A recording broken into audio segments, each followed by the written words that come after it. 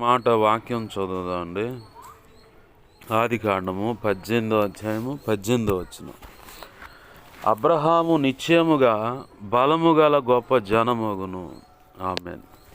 చిన్న మాట ప్రార్థన చేసుకున్నాం. ప్రేమగల మా కన్న తండ్రి యేసయ్యా, నీకు వందనాలు, కృతజ్ఞతాస్తుతులు మా ప్రభువా. దేవా, నీవిచ్చిన లేఖనాన్ని బట్టి నీ కృతజ్ఞతాస్తుతులు. ఈ లేఖనపు కాంచిలో దేవా, మాతో మీరే మాట్లాడండి. మీ ఆత్మకార్యములు జరిగించమని, నీ చిత్తం నెరవేర్చమని బతిమలాడుతున్నాం. ఈ లేఖనము చాటు నుంచి నీ మనసులో ఉద్దేశించుకున్న సంగతులు ఏమైతే ఉన్నాయో అవి నీ ప్రజలకు అందించమని, నాకు కూడా అందించమని, మా అందరితో మీరు మాట్లాడమని బతిమలాడుతున్నాం. ప్రభువా, ఇర్మియా 1వ అధ్యాయం 9, 10, 18, 19 నీ కృపను, యెషయా 51:16 ప్రకారం నీ కృప నాకు దయచి, హెస్కేలు గ్రంథం 2వ అధ్యాయం 1, 2 ప్రకారం నీ కృప మాకు దయచి. నా ప్రభువా, ఉపదేశాన్ని అడ్డగించాలని చూస్తున్న దుష్టుడు, వాడి దోతలు, చీకటి అంధకార శక్తులు, ఈ ప్రాంతంలో పూజలు అందుకుంటున్న దేవతలు, దేవుళ్ళు అనబడి ఇంకేవన్నీ అడ్డుపడుతున్నా వాటి విషయంలో యుద్ధం యెహోవాదే. నా చుట్టూరు, మా చుట్టూరు ఈ మాటలు వింటున్నా, ప్రార్థనలు ఏకీభవిస్తున్నా ప్రతి ఒక్కరి చుట్టూ నీ సిలువ రక్తపు కంచెనవి, అగ్ని కంచెనవి, అగ్ని రక్షణ కంచెనవి, దేవదూతలు అగ్నివాడు రథం సాయం చుట్టూ కావలి ఉంచు. నీవే నీ చేతి నుండి దాచిపెట్టి నీ మహిమేగాని ఇక్కడ ఆవరింపచేసి, అయ్యా, మా చుట్టూ నీవే అగ్ని కంచెగా నిలబడి మాతో మా అందరితో మీరు మాట్లాడి నీ ఆత్మకార్యంలో జరిగించమని బతిమలాడుతున్నాను. ప్రభువా, నీ పక్షం వహించిన నేను బలహీన. ప్రభువా, నీవే మాట్లాడు. ఈ వాక్యం ద్వారా మాతో అందరితో సూటిగా, తేటగా, స్పష్టంగా మీరు మాట్లాడు. గొప్ప కార్యాలు జరిగించమని యేసయ్య నామములోనే ప్రార్థించి సమస్తం పొందుకొని నేను మహింపరచుకుంటూ, నీ కృపా హస్తాలకు నన్ను మమ్మల్ని అప్పజెప్పుకుంటూ, పరిశుద్ధ లేఖనాన్ని బట్టి నీవు ఇచ్చిన లేఖనాన్ని బట్టి కృతజ్ఞతాస్తుతులు చెల్లించి నిన్ను గొప్ప చేసుకుంటున్నాం మా తండ్రి. ఆమేన్, ఆమేన్, ఆమేన్. ప్రభునందు సమకూడిన మీ అందరికీ ప్రభు అయిన యేసుక్రీస్తు వారి పేరట నా హృదయపూర్వకమైన వందనాలు. అందరికీ వందనాలు. చదువుకున్న లేఖన భాగంలో మనం చదువుకున్న దాంట్లో అబ్రహాము నిశ్చయముగా బలము గల గొప్ప జనమగును. అబ్రహాము నిశ్చయముగా గొప్ప జనమగును అన్నాడు. వాస్తవానికి మనకు తెలిసిన విషయం ఏది? అబ్రహాం ఎవరయ్యా అంటే, విగ్రహారాధనలో నుంచి, విగ్రహ సంబంధమైన బొమ్మలు అమ్ముకునే ఆ పద్ధతుల్లో నుంచి దేవుడు పిలుచుకున్నాడు ప్రత్యేకంగా. దేవుడు తనతోనే స్నేహం చేసి తర్వాత అబ్రహాముని దేవునికి స్నేహితుడు అనే పేరు వచ్చేలాగా దేవుడు ఆ వ్యక్తిని అలాగ మోటివేట్ అంటాం కూడా పొరపాటే. అలాగన ఆ వ్యక్తిని భక్తి సాధనలోకి దేవుడే నడిపించాడు. మానవ ప్రయత్నం ఎంత భక్తి సాధన చేయాలని చూసినా వల్ల కాదు అది. ఎందుకంటే ఎన్నో ఆటుపోట్లు, ఎన్నో ఇరుకు ఇబ్బందులు, రకరకాల సమస్యలు.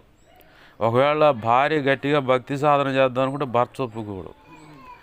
సరే, భార్యాభర్తలు ఇద్దరు గట్టిగా భక్తి సాధన చేస్తుంటే ఆ భర్త యొక్క తల్లిదండ్రులు ఒప్పుకోరు. ఏంద్ర పద్దాకల భక్తి అది ఇదని. సరే, వీళ్ళంతా బాగానే ఉన్నారనుకుంటే పిల్ల తరపు అత్తమామలు వాళ్ళు ఒప్పుకోరు. ఏదంటే ఎక్కడికక్కడ సైతాన్ గడు లింక్ వేస్తాడనమాట. బౌన్స్ అయి మనకు వచ్చి తగలాలి. క్యారమ్స్ ఆడతాము, ఎక్కడో ఆ మూలన ఉంది, దాన్ని ఈ మూలగా పెట్టి స్క్వేర్ కట్ కొడితే అట్లా తిరిగి వచ్చి ఆ గోల్లో పడుతుంది. అది ఆడేవాడికి ఆ స్పిరిట్ ఉంటుంది. ఇలా స్ట్రైక్ కనుక చేస్తే ఇట్లా తిరిగి వచ్చి దాన్ని కొట్టి, లేదా ఈ కాయను కొడితే ఆ కాయను తగిలి, ఆ కాయను పోయి ఆ కాయనికి తగిలి తిరిగి వచ్చేది ఇట్లా ఆ గోల్లో పడిపోతుంది అని చెప్పి అనేది మనం క్యారమ్స్ ఆడితే అర్థమవుతుంది. సైతాన్ గాడు కూడా ఇదే పద్ధతి అవలంబిస్తాడు అనమాట. ఒక్కడు కరెక్ట్గా దేవుని ఎదుట నమ్మకంగా భక్తి సాధన చేస్తున్నా, లేదు దేవుని ప్రణాళికలో ఉండి, దేవుని ప్రణాళిక ఆయన చిత్తం పరిపూర్ణంగా ఎరిగిన వాడే లేదా ఎరిగినదై భక్తి సాధన చేయడానికి, దేవుని పని చేయడానికి నడుము బిగించి ముందుకు అడిగిపోతే యాడికి పోతావు? అరవకుండా నోరు మూసుకొని ఇంట్లో పడి ఉంటావు. ఉంటే ఇంట్లో వంట పని చేసుకో, ఖాళీగా ఉంటే ఇంట్లో ఉన్న సామాన్ అంతా కడుక్కో, లేదనుకుంటే ఊర కూర్చో, టీవీ రిమోట్ నొక్కో, అంతవట్టికే. కానీ సేవ, దేవుడు నన్ను పిలుచుండు, నేను ఆత్మ రక్షించాలా, నా కోసం జనం ఉన్నారు, ఈ సింధులు ఆపాలి నువ్వు, ఈ కుదరవు అని చెప్పని అడ్డం తిరుగుతా అడ్డదిడ్డంగా మాట్లాడుతూ ఉంటారు. ఇది ఎవరు ప్రయోగం అయ్యా అంటే సైతాన్ గాడు. ఇక్కడ కొడితే క్యారన్ అటు తిరిగి వచ్చింది, అక్కడ తిరిగి వచ్చి తగిలిందనమాట. ఆనాడు అబ్రహాం కూడా ఇలాంటి పద్ధతులు ఎదురైనాయి. అబ్రహాం వాళ్ళు నాన్న అడిగిండు, యాడికిరా మమ్మల్ని వదిలిపెట్టి ఆడుకో పోతానంటవేందిరా, ఏం దేవుడురా, ఆ దేవుడు ఎట్నే చెబుతుడురా, ఊరుకోరా మరి ఈ చిత్రం కాకపోతే అని చెప్పని ఎన్ని రకాలుగా మాట్లాడుతాడు పాపం ఆ తెరహు. అడి చేసి ఇడి చేసి చివరికి దేవుడు ఆ తెరహును కన్విన్స్ చేశాడు, తెరహు ఒప్పుకునేలాగా చేశాడు. పర్లేదు, తెరహును ఒప్పుకునేలా చేశాడు. తెరహును ఒప్పుకునేలా చేయటమే కాదు, ఆ తెరహు కూడా నేను కూడా వస్తా పద నీతో పాటు. దేవునికి మహిమ కలుగును గాక. హల్లెలూయా. ఎందుకు అంత పని జరిగిందంటే, ఇప్పుడు మనం చదువుకున్న లేఖన భాగంలో గొప్ప జనం కావాలి అబ్రహాం. వాస్తవానికి అబ్రహాంకి అప్పుడు సంతానం ఉన్నారా? పొరపాటును కూడా ఎవరు లేరు. శారముకు అబ్రహాంకు 74 సంవత్సరాలు. అంటే వాళ్ళ విశ్వాస యాత్రకు ఉన్న వయసు ఎంత అంటే 99 సంవత్సరాల వరకేమో వాళ్ళ అసలు జీవితానికి ఉన్న వయసు. దేవుడు చెప్పంగానే కదిలినప్పుడేమో 70 సంవత్సరాలు. దేవుడు ఇప్పుడు వచ్చి మాట్లాడుతున్న మాటకి ఇప్పుడు ఈ సమయానికి ఏమో 99 సంవత్సరాలు అబ్రహాంకి, 89 సంవత్సరాలు 89 సంవత్సరాలేమో శారముకి. మీదటికి ఈ సంవత్సరానికి నీకు పిల్లలు కలుగుతారు నిశ్చయంగా అండు. వీళ్ళిద్దరు నవ్వుతున్నారు అక్కడ. మొదట్లోనేమో వాళ్ళ కుటుంబీకులు కానీ బంధువులంతా నవ్వారు, ఏం దేవుడు, ఏం పరిస్థితి, ఇంత ఈ రకంగా బొమ్మాడా అని చెప్పని. చివరికి దేవుడు ప్రార్థన పూర్వకంగా దేవుని పాదాలు పట్టుకున్నప్పుడు వాళ్ళందరిని కూడా కన్విన్స్ చేసి అందరు కూడా ఒప్పుకునేలాగా చేసి, ఇంకా పద నువ్వు ఒక్కడే పోతే అట్ట మేము కూడా నీతో పాటు వస్తామని చెప్పని తెరహు కూడా వచ్చాడు. తన తమ్ముడు కొడుకు లోతు కూడా, బాబాయ్ నేను కూడా వస్తానని చెప్పంటే, సరే రారా ఒక్కడు ఏం చేస్తావు అని చెప్పని, అందరూ వెళ్తున్నాం రా నువ్వు కూడా అని చెప్పని తెచ్చుకోండు. బాగుంది. మార్గం మధ్యలో తెరహు ప్రభు సన్నిధికి వెళ్ళిపోయాడు. తర్వాత లోతు అబ్రహాం ఇద్దరం కలిసి బయలుదేరారు. దేవుడు మాట్లాడాడు అక్కడ, అబ్రహాం నీ సంతానం ఇలా ఉండబోతుంది, ఇది పరిస్థితి అని చెప్పి నమ్మాడు. ఆ మాట కూడా నమ్మాడు. చివరికి 18వ అధ్యాయం కాడికి వచ్చేసరికి 12వ అధ్యాయంలోనేమో నీ సంతానం ఎట్టుంటుందో అది అని చెబితే నమ్మాడు. 15వ అధ్యాయంలో కదిలిపోతుంటే వచ్చి కదిలిచ్చి, ప్రభు కదిలిపోమాకు నేను ఉన్న నీకు చూడు అన్నాడు. 17వ అధ్యాయం కాడికి రాగానే నేను నా సన్నిధిలో నిందారహితుడే నిలబడి నేను సర్వశక్తి గల దేవుడు అన్నాడు. ఈ 12వ అధ్యాయంలో చెప్పిన మాటలే 15వ అధ్యాయంలో కూడా చెప్పిండు. 15వ అధ్యాయంలో చెప్పిన మాటలే 17వ అధ్యాయంలో కూడా చెప్పిండు. 17వ అధ్యాయం దాటి 18వ అధ్యాయం కాడికి రాగానే కొంతకాల వ్యవధి నడిచింది. కొంతకాలం గడిచిన తర్వాత అబ్రహాం దగ్గరికి 15వ అధ్యాయం అప్పుడు దేవుడు ఆశీర్వదిస్తాడు వాళ్ళిద్దరిని. నువ్వు అబ్రహాం కాదు, అనేక జనములకు తండ్రే కాదు, విశ్వాసులకు కూడా తండ్రి అని చెప్పని అబ్రహాము అని చెప్పని పేరు మార్చిండు. శారమును కాస్త అనేక జనములకు తల్లి శారాయి అని, అట్ట మాత్రమే కాదమ్మా నువ్వు శారా రాజకుమార్తెవి, అలాగనే విశ్వాసులకు తల్లివి నువ్వు అని చెప్పని ఆడ పేరు మార్చి వారిని ఆశీర్వదించి ముందుకు నడిపించాడు. బాగానే ఉంది. మన జీవితాల్లో కూడా దేవుని మాటలో బాగా కుదేలిపోయి దిగాలు పడిపోయినప్పుడు కాసిన దేవుని మాటలు అందంగానే అసలు ఎలా ఉండదంటే, బాగా ఆకలితో ఉన్నవాడికి మంచిగా వేడివేడి అన్నం తింటే చెమటలు పెట్టినట్టు అనమాట. ఆ దేవుని మాటలు అందితే అలా ఉంటుంది. మళ్ళీ ఆ తర్వాత మళ్ళీ నీరసం, ఏందోలే అని చెప్పని అనుమానం, ఏంది ఇవన్నీ దీనికి పరిస్థితులు ఒక కారణమైతే, ఇంకొక కారణం సైతాన్ కూడా దాన్ని వాడుకొని అడ్వాంటేజ్గా దాన్ని తీసుకొని మనల్ని దిగాలుగా కూర్చునేలాగా, డేలా పడిపోయేలాగా, ఇంకా అంతా అయిపోయింది అనుకునేలాగా వాడు తీసుకొచ్చాడు. బాగా మనం గుర్తుపెట్టుకోవాలా, దేవుడు మనకు మాట ఇచ్చాడంటే ఖచ్చితంగా ఆ మాట నెరవేరుస్తాడు. దాన్ని పట్టుకోవాలా, దేవా నువ్వు నాకు ఒక మాట ఇచ్చావు కదా, ఇలా చేస్తానని చెప్పావు కదా, మీ దాసుడిని ఉపయోగపెట్టుకోను, కళ ద్వారానో, దర్శనం ద్వారానో, స్వప్నం ద్వారానో, లేదు వాక్యం చదువుతుంటేనో నాతో మాట్లాడావుగా. లేదు నూతన సంవత్సరం రోజు ఒక వాగ్దానం ఇచ్చావు, ఆ వాగ్దానం ద్వారా నేను ఇలా ఆశీర్వదిస్తానని చెప్పావు కదా, అది నా బ్రతుకులో నెరవేర్చు, నా జీవితంలో నెరవేర్చు, నా కుటుంబంలో నెరవేర్చు, నా బిడ్డల జీవితాల్లో నెరవేర్చు, మానవ సంతానం పట్ల నెరవేర్చు, చేస్తున్న వ్యాపారం పట్లను, రెక్కల కష్టార్జితం పట్లను, లేదు ఉద్యోగంలోనూ నెరవేర్చు ప్రభువా. మనం ప్రార్థన చేయాలా. సైతాన్గాడు కొన్ని ప్రతికూలమైన అంటే వ్యతిరేకమైన పరిస్థితులు కలగజేయటమే కాకుండా ఆ పరిస్థితులను తొంగి చూసుకుంటా నీకు నువ్వు కుదేలైపోయేలాగా ఒక కోణం అయితే ఆ పరిస్థితులన్నిటిని వాడికి అనుకూలంగా మార్చుకొని ఇంకొంచెం వాడు మన మీద పనిచేయడానికి పూనుకుంటూ ఉంటాడు. ఇప్పుడు అబ్రహాం జీవితంలో కూడా అదే కనపడుతుంది.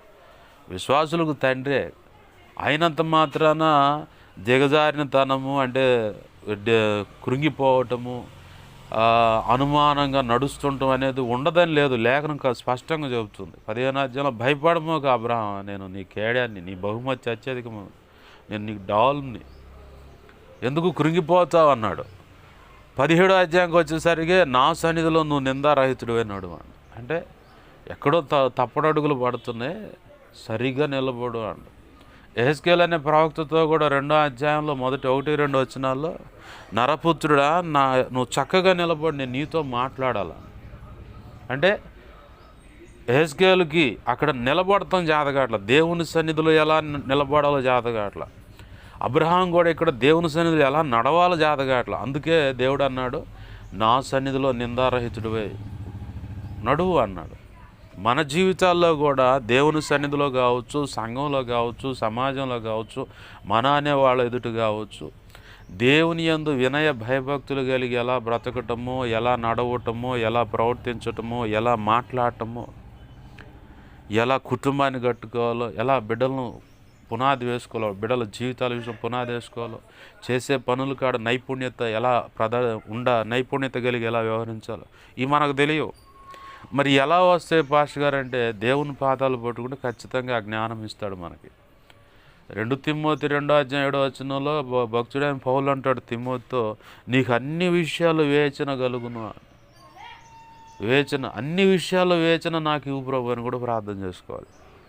సొలొమోను అంటాడు మొదటి రాజులు 3వ అధ్యాయం 9, 10, 12, మొదటి రాజులు 4వ అధ్యాయం 26వ వచనంలో 29వ వచనంలో దేవుణ్ణి అడుగుతాడు, ఇంతమంది రాజ్యాన్ని నా చేతికి అప్పచెప్పావు, ఇంత గొప్ప రాజ్యాన్ని ఈ ప్రజలు నాకు అప్పచెప్పావు, వాళ్ళకు నీతి న్యాయం ఎలా, తీర్పు ఎలా తీర్చాలో, న్యాయం ఎలా తీర్చాలో, నీతిని ఎలా ఆపాదించాలో, ఇలా ఉండాలి నీతిగా అని చెప్పని ఎలా చెప్పాలో, ఇంతమంది ప్రజలను ఎలా నాయకత్వం వహించి నడిపించాలో నా వల్ల కాదు. బలులన్నీ అర్పణ చేసి మందిర ప్రతిష్ఠ చేసి ఆ రాత్రి పడుకున్నాడు. దేవుడు కల్లో మాట్లాడుతున్నాడు. కల్లో ఈయన దేవుడితో మాట్లాడుతున్నాడు, దేవుడు ఏంతో మాట్లాడుతున్నాడు. అడిగినప్పుడు నీకేం కావాలో చెప్పాడు. వివేక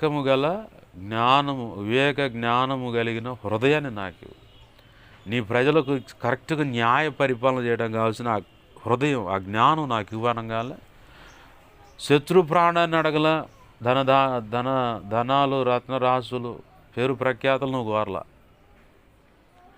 నువ్వు కోరిందల్లా జ్ఞానమే కాబట్టి ఇస్తున్నాను. అదే కాకుండా నీవు పరిపాలించేంత కాలంలో నీ ఎదుట నీకు యుద్ధాలు ఇట్లాంటి సెక్షన్లు ఏం లేవు. అంత సుభిక్షంగా సమాధానపూర్వకమైన పరిపాలన ఉంటుంది. మీ నాన్న బట్టి నీకు ఆ ఆశీర్వాదం ఇస్తున్నాను పో అండు.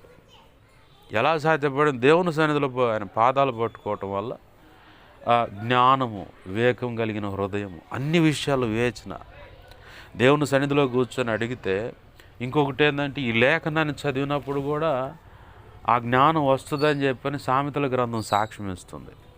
అంత మాత్రమే కాకుండా ఆ సామెతల గ్రంథమే యెహోవాయందు భయభక్తులు కలిపి నిలిచి ఉండుటయే జ్ఞానానికి మూలం అని కూడా సామెతల గ్రంథం సాక్ష్యం ఇస్తుంది.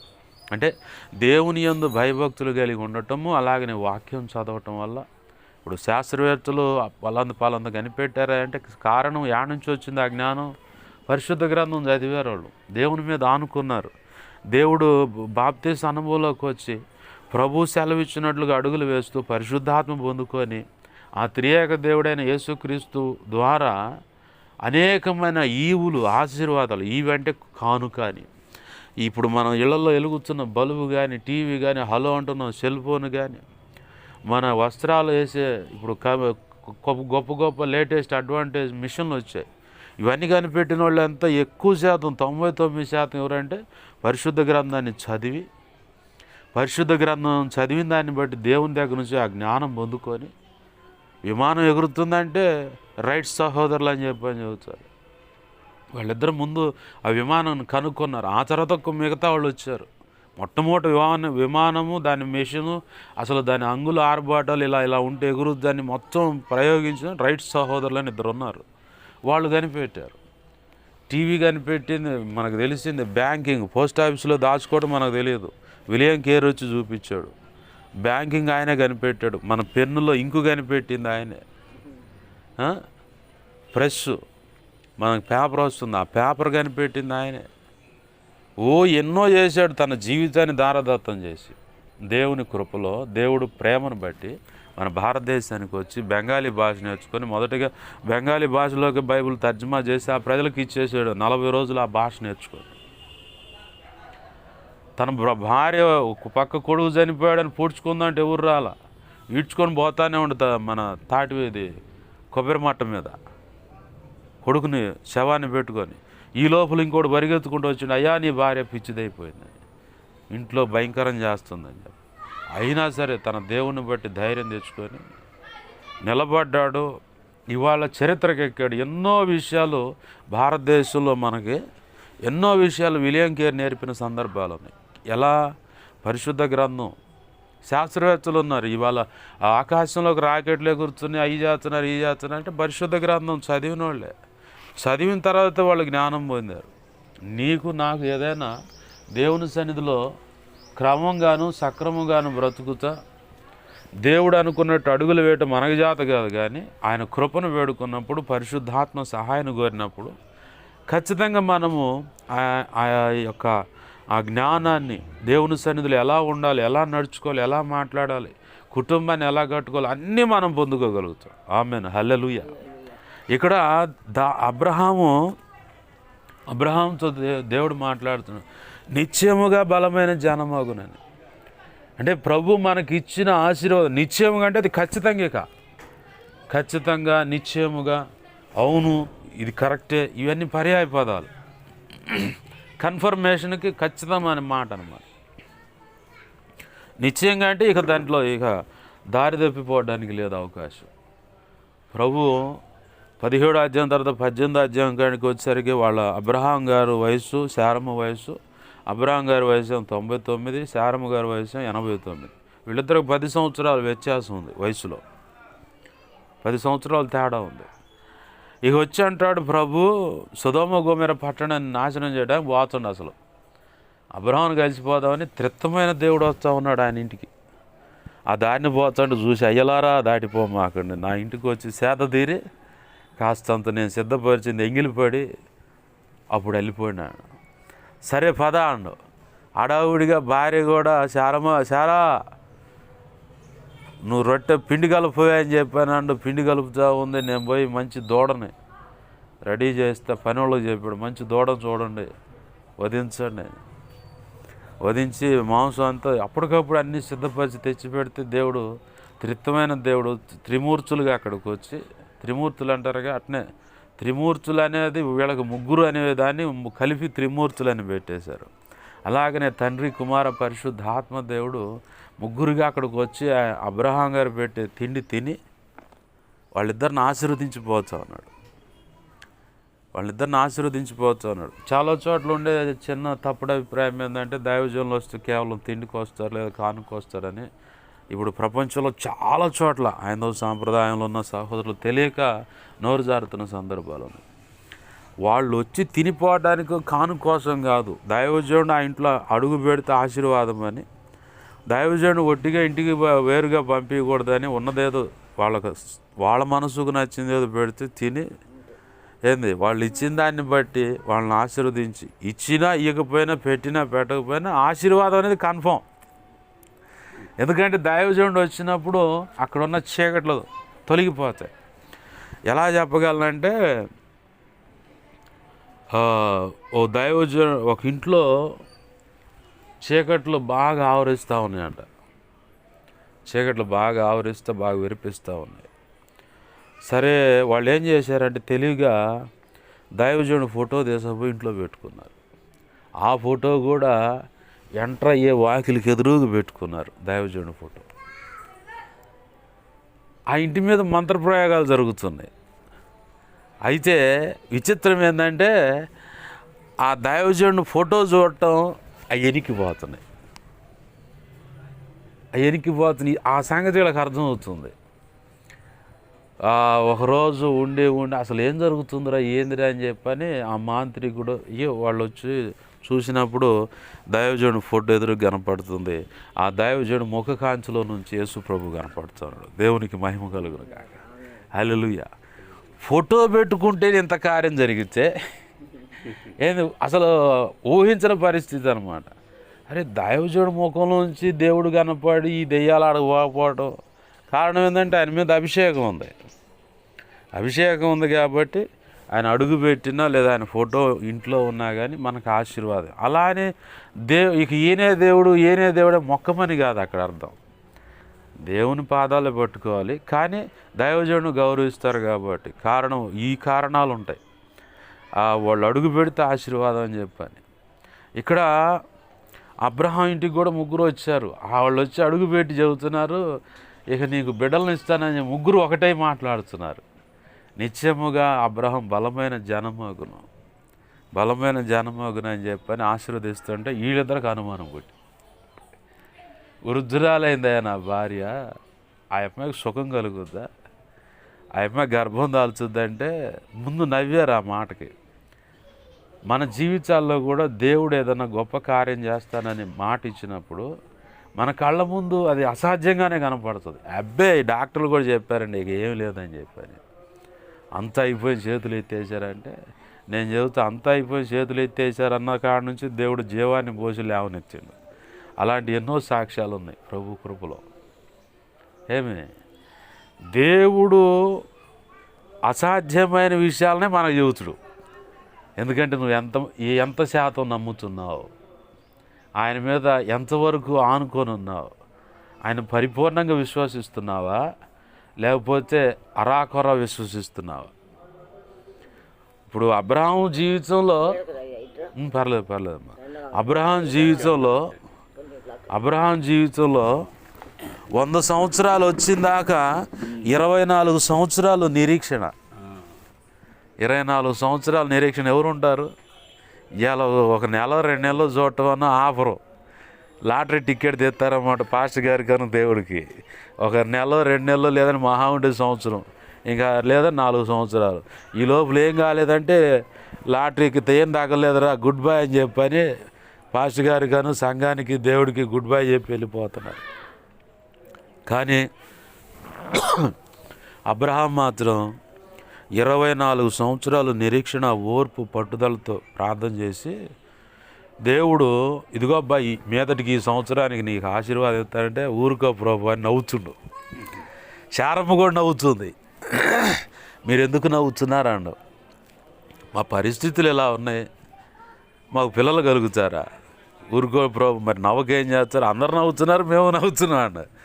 వాళ్ళందరూ అంటే తెలియక నవ్వారనుకో, ఇన్ని సంవత్సరాలు నువ్వు విశ్వాసం కలిగి భక్తి సాధన చేస్తా నేను చెప్పిన ప్రతి మాట కట్టుబడి ఇలా అడుగులు వేసి నువ్వు కూడా ఇలా నవ్వితేలా, నువ్వు కూడా ఇలా అపనమ్మకంతో ఉంటేలా? నేను ఖచ్చితంగా మీదటికి ఈ సంవత్సరానికి నీకు బిడ్డలను ఇస్తున్నాను.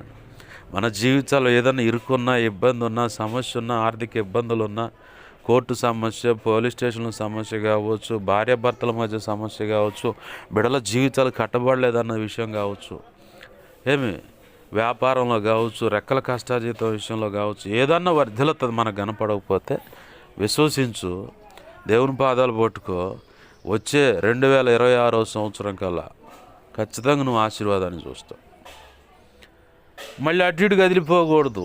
ఆఫర్ ఇచ్చాడు కాబట్టి కాదని, దేవా నువ్వు ఆశీర్వదించినా నీకు స్తోత్రం, ఆశీర్వదించకపోయినా నీకు స్తోత్రం. ఎందుకంటే సకల ఐశ్వర్యాలు నీలోనే ఉన్నాయి, నిన్నే నేను పొందుకోనున్నా. నువ్వే నా నాయకుడు, నువ్వే నా కుటుంబానికి యజమానుడు, నువ్వే మమ్మల్ని పరిపాలించే పాలకుడు. నీ లేఖనంలో దావీదు అంటాడు, యెహోవా నీవు తప్ప క్షేమాన్ని కలిగించే వాళ్ళు ఎవరున్నారయ్యా, నువ్వే అని చెప్పాను. నా క్షేమాధారం నువ్వేనని యెహోవాతో నేను మనవి చేయదునని చెప్పాను అన్నాడు భక్తుడు. ఇప్పుడు మనం కూడా అదే మాట చెప్పుకోవాలి. ఇంకెవరు కాడపోతాం, ఇంకెవరున్నారు? అసలు తండ్రి ఎవరో మనకు తెలిసింది, తర్వాత ఇంకెటు తిరగటానికి మనసు ఒప్పట్లేదు. ఏదన్నా చేసుకొని ఆయన దగ్గర ఉంటే కాస్త అంత అన్నమైన పెడతాడు, అన్ని విషయాలు ఆయనే చూసుకుంటాడుగా. ఏంది ఆయనే చూసుకుంటాడు, మనకి ఏ డోగా లేకుండా, ఏ ఇరుకు ఇబ్బంది లేకుండా. ఏంది ఖచ్చితంగా సహాయం అనేది వస్తుంది, ఇరుకు ఇబ్బందులోంచి ఆర్థిక సహాయం కూడా వస్తుంది, అన్ని సమస్యలు పరిష్కరించబడతాయి. అయితే ఈ సంగతి అంతా తెలిసిన ఈ అబ్రహాం శారమ్మలు ఏం చేస్తున్నారని నవ్వుతున్నారు. మన జీవితాల్లో కూడా వాళ్ళు మాట్లాడిన మాటలను బట్టి మనం కూడా కృంగిపోతాం, మనం కూడా డేలా పడిపోతాం. దేవుడు అంటున్నాడు, నీతోనే డైరెక్ట్ మాట్లాడుతా వాళ్ళందరూ నవ్వారు అనుకో, నువ్వెందుకు నీలో నువ్వు తొంగి చూసుకొని అల్ప విశ్వాసంతో ఊగిపోతున్నావు? నేను సర్వశక్తి గల దేవుణ్ణి కదా, ఖచ్చితంగా నేను ఆశీర్వదిస్తాను, నిశ్చయముగా నేను నిన్ను ఆశీర్వదిస్తానని చెప్పని దేవుడు మాట్లాడుతున్నాడు. ఎందుకు ఆయన ఆశీర్వదిస్తానంటున్నాడంటే ఆ కింద వచనంలో మాట ఉంది. అబ్రహాముని ఆశీర్వదించడానికి గల కారణాల్లో ఒక కారణం ఏంటంటే, అబ్రహాము నిత్యముగా బలము గల గొప్ప జనమగును, అతని మూలముగా భూమిలోని సమస్త జనములను ఆశీర్వదింపబడును. అంటే మనల్ని దేవుడు వాడుకొని భూమి మీద ఉన్న సమస్త జనములను, అలాగనే అబ్రహాంతో ఇంకో మాట కూడా చెప్పాడు, సమస్త వంశములను నీ ద్వారా ఆశీర్వదింపబడతాయి అన్న. అట్లా జరుగుద్దంటారా పాష్ గారు అని చెప్పినది మనకు డౌటు. మనకు డౌట్ అన్నమాట. అసలు మనల్ని ఏ కోణంలో ఏ రీతిగా ప్రభు వాడుకుంటాడో కూడా మనకు అర్థం కాదు. ఎందుకంటే ఇప్పుడు ఇక్కడ ఉన్నాం మనం, ఇక్కడ ఆరాధన జరుగుతుంది, ఇక్కడ ఆశీర్వాదకరమైన పని జరుగుతుంది. దీని ద్వారా ఈ సమాజ ప్రజలందరూ ఆశీర్వదింపబడతారు, చీకటి శక్తుల నుంచి విడిపించబడుతుంటారు. ఎందుకంటే బలమైన దేవుని సన్నిధి ఇక్కడ ఉంటుంది కాబట్టి ఆ ప్రభావానికి ఆ మధ్యలో ఉన్న దురాత్మలు మొత్తం ఏయనా కానీ ఈ లోకంలో చెప్పబడుతున్న దేవి దేవతలు మొత్తం పారిపోతాయి. ఎందుకంటే యెహోవా ఏం చేయుచున్నాడు, ఆయన వస్తుంటేనే సముద్రం పర్వతాలు గటగట వణుకుతాయట. మరి పర్వతాలు వణికినప్పుడు మరి ఇవన్నీ ఎటు బారిపోతాయి అన్నమాట. ఇది కూడా గొప్ప ఆశీర్వాదమే ఒక కోణంలో. దేవుని పని ఇక్కడ జరుగుతున్న దాన్ని బట్టి దైవ చిత్తంలో ఉన్న వాళ్ళని రక్షించుకోవడానికి కూడా కొంత నిన్ను ఉపయోగపెట్టుకుని ప్రార్థన చేస్తా అనేక జనాంగాన్ని, అనేక కుటుంబాలని, వంశాలను ఆశీర్వదిస్తున్నాడు దేవుడు. దీన్ని క్షుణ్ణంగా ఆలోచిస్తూ పరిశీలనగా కూర్చొని దేవుని పాదాలు పట్టుకుంటే, ఆలోచిస్తూ ఉంటే ఖచ్చితంగా ఇది దొరుకుద్ది మనకి. మనం ఏం చేస్తాం, అంత డెప్త్లోకి పోకుండా పైన ఆలోచించినప్పుడు ఏంటంటే, ఎందుకోలే నా జీవితం, ఎందుకోలే మా బ్రతుకు, ఏం చేయడానికి మా కుటుంబాన్ని, ఇలా ఏసడింపు మాటలు వచ్చేస్తాయి. ఇక్కడ అబ్రహాం అసలు ఆశీర్వదించబడడానికి కారణాలు ఒక కారణం ఏంటంటే, భూమిలోని సమస్త జనములు ఆశీర్వదింపబడినట్టు. అలాగనే ఆ 12వ అధ్యాయం కాడ పోయి చూస్తేనేమో ప్రతి వంశం కూడా నీ ద్వారా ఆశీర్వదింపబడుతుందన్న. నిన్ను ఆశీర్వదించిన వాళ్ళు నేను ఆశీర్వదిస్తాను, నిన్ను దూషించిన వాళ్ళు నేను శపిస్తానండు 12వ అధ్యాయంలో. మళ్ళీ ఇక్కడ 18వ అధ్యాయం 19వ వచనంలో అంటాడు, ఎట్లనగా అసలు అబ్రహాముని ఆశీర్వదించడానికి అంత బలమైన జనాంగంగా చేయాలని నిశ్చయంగా చేయాలని చెప్పని దేవుడు వాగ్దానం పలకటానికి అసలు కారణాల్లో ఒక కారణం ఏంటంటే ఇక్కడ 19వ వచనంలో చెప్తా ఉన్నాడు. ఎట్లనగా యెహోవా అబ్రహామును గూర్చి చెప్పినది అతనికి కలుగు చేయనట్లు తన తర్వాత తన పిల్లలను తన ఇంటి వారును నీతి న్యాయములు జరిగించుచు యెహోవా మార్గమును గైకొనుటకు అతడు వారికి ఆజ్ఞాపించినట్లు నేను అతన్ని ఎరిగి ఉన్నాను. ఏమేంటి జరిగించడానికి? నీతి న్యాయాన్ని. అది ఎవరు కనుక్కోవాలంటే వాళ్ళ పిల్లలను తన ఇంటి వారును. అది అంత మాత్రమే జరిగించటమే కాకుండా యెహోవా మార్గమును గైకొనుటకు అతడు వారికి ఆజ్ఞాపించినట్లు. అంటే ఇక్కడ మళ్ళీ కుటుంబ వ్యవస్థ ప్రారంభమవుతుంది. తన పిల్లలు తన ఇంటి వారేమో నీతి న్యాయం. నీతి అంటే యేసు ప్రభు వారు ఉన్నాడు. ఆయన మనకు రక్షణ అనే వస్త్రాన్ని ఇస్తాడు, నీతి అనే వస్త్రాన్ని ఇస్తాడు.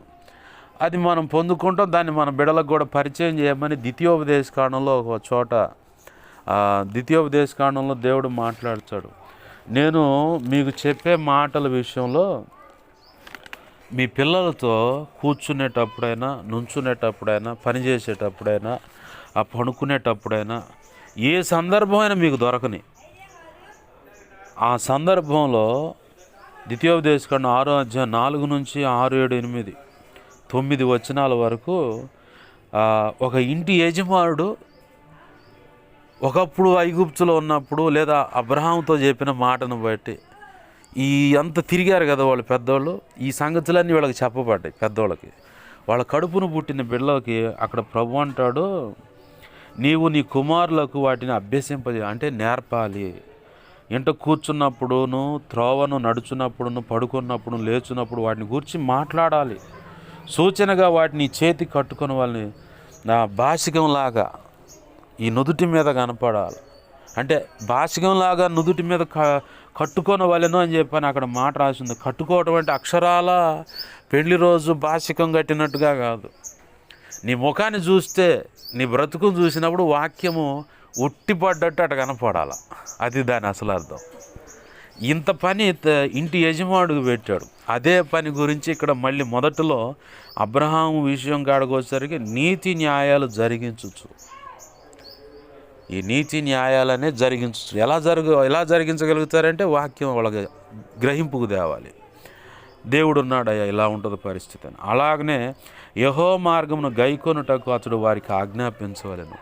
అంటే తన బ్రతుకు ద్వారా దైవజనుల జీవితాలు, కొంతమంది కుటుంబ యజమానుల జీవితాలు గమనించినప్పుడు వాళ్ళు మోకరించగానే పిల్లలు కూడా మోకాళ్ళ అనుభవంలోకి వచ్చారు.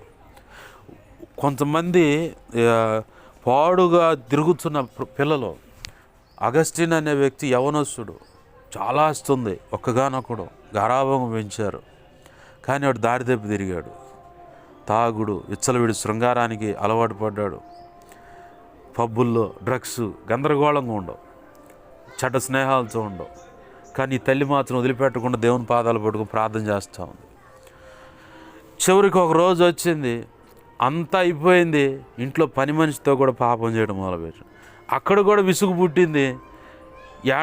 తల్లి కూడా సమయం వచ్చి వెళ్ళిపోయింది, ప్రభు సన్నిధికి కాలం వెళ్ళిపోయింది. ఇక మనోడికి సమాధానం లేదు, ఇక గందరగోళంగా ఉండవు. కానీ ఇక ఈ రాత్రికి చచ్చిపోదా అని చెప్పి నిర్ణయం చేసుకొని తెల్లారి చనిపోవడానికి బలత్మరణం అంటే ఆత్మహత్య చేసుకోవాలని వెళ్ళిపోబోతాను.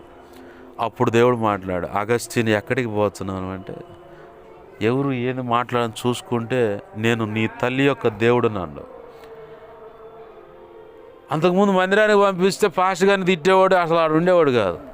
అట్లాంటి వాడు కాస్త చివరికి చనిపోదామని నిర్ణయానికి రాగానే దేవుడు మాట్లాడుతున్నావు, యాడికి పోతున్నావు అంటే చచ్చిపోదామని. నేను నిన్ను ప్రేమిస్తున్నాను అన్న. నువ్వెవరు నన్ను ప్రేమించడానికి అంటే నీ తల్లి యొక్క దేవుడున్నావు. నీ కోసం నా ప్రాణాన్ని పెట్టాను, నా రక్తాన్ని చిందించాను, నేనే దేవుడను, నా దగ్గరికి రా, నేను నీకు విశ్రాంతిని ఇస్తాను, సమాధానం ఇస్తాను, నీ బ్రతుకుకు ఒక విలువ ఇస్తానని చెప్పి అనగానే ఆ మాటలు విశ్వసించి అసలు ఎలా ఉంటుందో చూద్దాం అన్నట్టుగా అడిగేసి బాప్తీస అనుభవంలోకి వచ్చి కొంతకాలం భక్తి సాధన చేసిన తర్వాత ఒకప్పుడు ఈయనతో చెడుగా తిరిగిన ఆమె వచ్చి, అగస్టిన్ నేను ఆమె చూసుకుంటానే పోయిండు. నేనంటే పోతానే ఉండు. ఓ అగస్టిన్ అంటే ఆగిండు. నేను అగస్టిన్ అంటే నువ్వే. అయితే నేను కాదు, నా బ్రతుకు మారిపోయింది, నా ప్రభు సొత్తుగా నేను మారిపోయాను. ఆయన బ్రతికినంతకాలం గొప్ప సేవ చేశాడు. చనిపోయిన తర్వాత బ్రతికున్నప్పుడే కూడా ఆయనకి ఇచ్చిన బిరుదు ఏంటంటే ఒకప్పుడే పాపంలో భయంకరమైన పాపి జీవితం అయింది. బాప్తీస అనుభవంలోకి వచ్చి దేవుని సేవలో నిమగ్నమై దేవుని కోసం బ్రతుకుతుంటే పరిశుద్ధుడైన అగస్టిన్ అని పేరు ఇచ్చారు. మన పిల్లలు మన చేతిలో లేరనుకోవటం మన భ్రమ. అది మనం చేయాల్సిన పని ఏంటంటే దేవుని పాద సన్నిధికి అప్పచెబితే వాడు ఎలా అడుగులు వేయాలో, ఆమె ఎలా అడుగులు వేయాలో మోకాళ్ళ మీద ప్రార్థన జీవితాన్ని కనబరిస్తే చాలు. మిగతా సెక్షన్లన్నీ దేవుడే చూసుకుంటాడు. నువ్వు మోకాళ్ళ మీద చూస్తే చాలు. వాళ్ళు దేవుడి దగ్గర పోవాలంటే ఇలా మోకాళ్ళు వేయాలా. ఆమె కానీ అతను కానీ ఇరుకులో ఉన్నప్పుడు ఇది గుర్తొస్తుంది. మా నాయన మా అమ్మ లేదా మా నాయనమ్మ మా అమ్మమ్మ ఇలా మోకాళ్ళు వేశారు సమస్య అన్నప్పుడు, నా చిన్నప్పుడు ఇలా చేశారు, నాకు ఇప్పుడున్న సమస్యను బట్టి నేను కూడా అట్నే పోతా అని చెప్పని ఆడకు పోయి మోకాళ్ళు వేయటం. అట్లా దేవుడు పట్టుకోసుకుంటాడు అనమాట. ఒక సమయం ఉంటుంది ఖచ్చితంగా. మనం ఏంటంటే ఏటీఎం దగ్గర పోయి కార్డు పెట్టి 4 పిన్ నెంబర్లు కొట్టి ఎమ్మని డబ్బులు తెచ్చుకునే వ్యవహారం మనదంతా. కొంచెం ఓపిక పట్టే వ్యవహారం ఉండదు మన కాడ. ఓపిక పడితే కదా అసలు ఆశీర్వాదం కనులార చూడగలిగేది. బిడ్డల విషయంలో అయినా, కుటుంబ విషయంలో అయినా, చివరికి సేవ విషయంలో అయినా, దేని విషయంలో అయినా కొద్దిగా ఓపిక పడితే ఆయన జోక్యానికి అప్పచెప్పుకుంటే మిగతా పనులను ఆయన చేసుకుంటాడు. ఆమేన్, హల్లెలూయా. ఏంది అబ్రహామును బలమైన జనంగా ఆశీర్వదించడానికి, అంత గొప్ప వాగ్దానం పలకటానికి కారణం ఏంటంటే తన కుటుంబీకులు, తన పిల్లలు నీతి న్యాయాలు అవలంబించడానికిను దేవుని యందు వినయ భయభక్తులు కలిగి బ్రతికేలాగా వాళ్ళు గైకొనేలాగా అబ్రహాము మొదటైన కారణం అదనమాట. ఆ తర్వాత మిగతా ఆశీర్వాదాలు. ఏంది ఈరోజు ప్రభు పాదాలు పట్టుకొని మనం ఉన్నాము. ప్రభు మనతో మాట్లాడుతున్నాడు. నిశ్చయంగా నేను గొప్ప జనంగా చేస్తా అంటే నిశ్చయంగా నీకు ఆశీర్వాదం చెప్పాను కదా, అది ఖచ్చితంగా నెరవేరుద్ది. నువ్వు దిగులు పడాల్సిన పని లేదు. దిగులు పడవద్దు అని చెబుతున్నాడు దేవుడు. ఖచ్చితంగా నేను ఆశీర్వదిస్తాను, నేను చెప్పిన మాట తప్పిపోను. యోసేపుగో మాట చెప్పాడు కళల ద్వారా.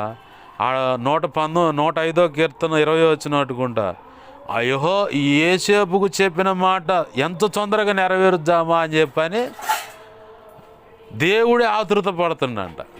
మరి ఈరోజు నీ జీవితంలో, నా జీవితంలో ఆయన ఇచ్చిన మాట ఎంతో తొందరగా నెరవేరుద్దామని ఆయన ఆతృత పడుతుంది. మరి మనకెందుకు దిగులు? ఏదన్నా ఉంటే ఆయనే చూసుకుంటాడు. ప్రభువే మనందరికీ సహాయం చేయను గాక. ఆమేన్. రండి ప్రార్థన చేసుకుందాం.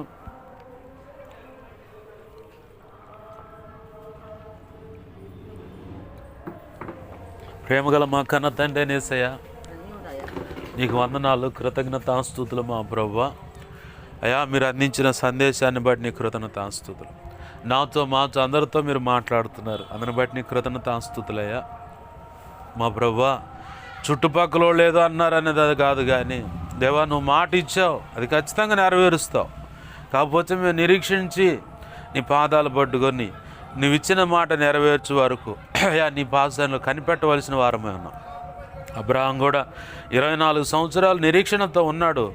అబ్రహామా ఇలా నీకు ఆశీర్వదించబోతున్నానంటే ఊరుకో ప్రభు అని నవ్వాడు. కానీ ప్రభువా నువ్వు మాత్రం నీ మాట నుంచి తప్పిపోలేదయ్యా. నువ్వు మాట ఇచ్చావు, ఖచ్చితంగా నెరవేర్చావు, అందుని బట్టి నీ కృతజ్ఞతాస్తుతులు మా ప్రభువా.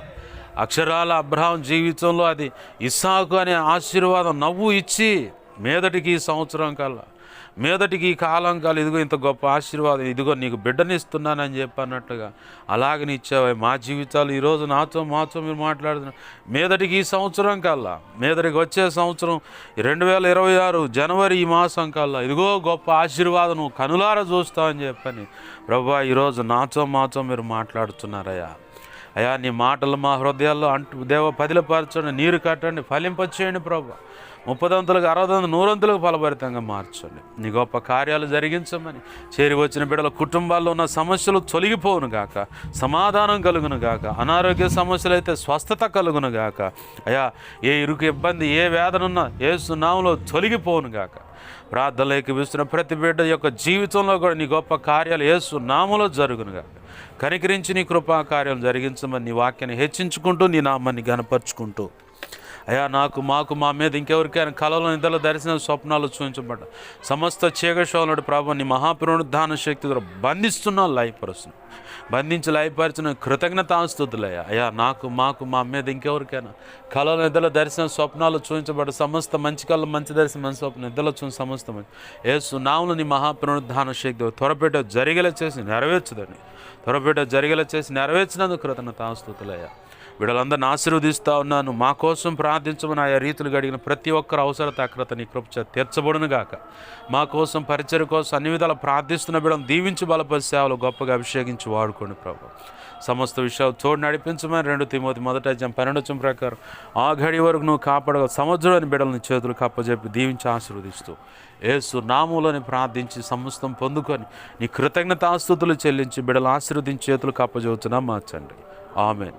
ఇప్పుడు మన తండ్రి అయిన దేవుని ప్రేమయు ఆయన ప్రియకుమారుడైన యేసు క్రీస్తు వారి కృపయు పరిశుద్ధాత్మ దేవుని అన్యోన్య సహాయ సహవాసము సమకూడిన ఇక్కడ ఉన్న సంఘ బిడ్డలకు, ఇక ముందు ప్రార్థనలు ఎక్కించబోతున్న వారికి, అలాగే సార్వత్రిక సంఘంలో ఉన్న సకల పరిశుద్ధులకు నిత్యత్వము చేరు పర్యాదం సదాకాలము తోడై ఉండి ప్రభు ఈరోజు సెలవిచ్చినట్లుగా నిత్యముగా ప్రభు మనల్ని ఆశీర్వదించి మన ద్వారా ఆయన మాత్రమే మహిమ పొందేలాగా చేయునుగాక. అలాగూ చేసిన త్రియేక దేవుడైన యేసయ్యకు కృతజ్ఞతాస్తుతి ఘనత మహిమ ప్రభావాలు చెల్లునుగాక. Amen amen amen. యేసు రక్తమునకే జయము జయము జయము. హల్లెలూయా హల్లెలూయా హల్లెలూయా. అందరికి వందనాలు. ప్రభు యొక్క మహా ఉచిత కృప మనందరికీ తోడే ఉండునుగాక. ఆమెన్. యేసు రక్తమునకే జయము జయము జయము. అపవాది క్రియలన్నిటికీ అనంత నాశనం కలుగునుగాక. ఆమెన్. యేసు రక్తమునకే జయము జయము. అందరికి వందనాలు.